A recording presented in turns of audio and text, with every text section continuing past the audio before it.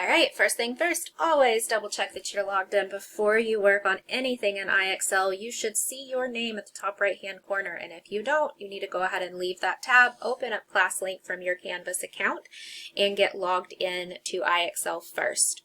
So I'm looking at an example question with you. This is about the order of operations, and it is skill code JLJ. Pro tip, even if this isn't something that's assigned to you in your courses, this is a really important skill that you're going to be using forever, starting about 5th grade. So make sure, go in here if you want to practice using IXL. I would make sure that you're practicing on this one, because having mastery on this is going to set you up for success for the rest of your school career. But we're looking at JLJ, and I want to point out some things that provide you support even though you may not be working with a teacher right in front of you.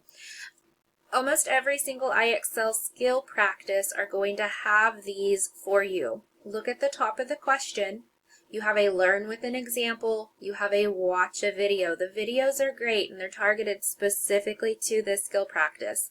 These are a great thing to watch, either to show you how to do something that you didn't know before, to refresh your brain if you just don't feel super confident, or just as a review before you start working. The learn with an example, this is a really great thing to copy into your notes, especially if you're struggling on the skill that you're practicing in.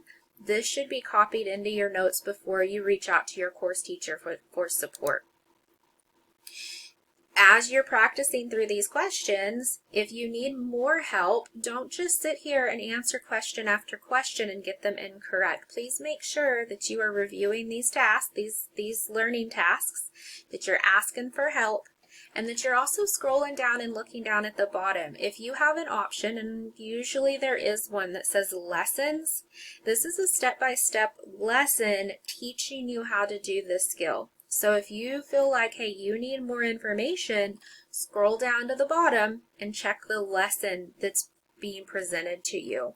If you are still struggling, or you feel like you want some extra practice on something that's a foundational skill for the one you're working on, that's what these are. The little blue diamonds, they're showing you skills. They're giving you opportunities to practice on skills that you need in order to be successful on this one. So for example, to be able to successfully use the order of operations, you do have to understand how parentheses and brackets work.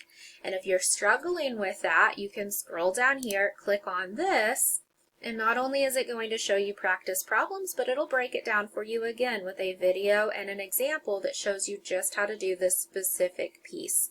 So make sure you're taking advantage of the resources that are built into IXL, because any IXL skill practice that's assigned to you from your course teacher should only take you about 15 minutes to complete. Some of them might take you a little longer, some you might get through a little faster. So if you are spending more than 15-20 minutes on an IXL skill practice, make sure you take a pause, take a deep breath, make sure you've watched your video, you've learned with your example, you've checked the resources down at the bottom, and if you are still struggling, reach out to your course teachers. They want to help you.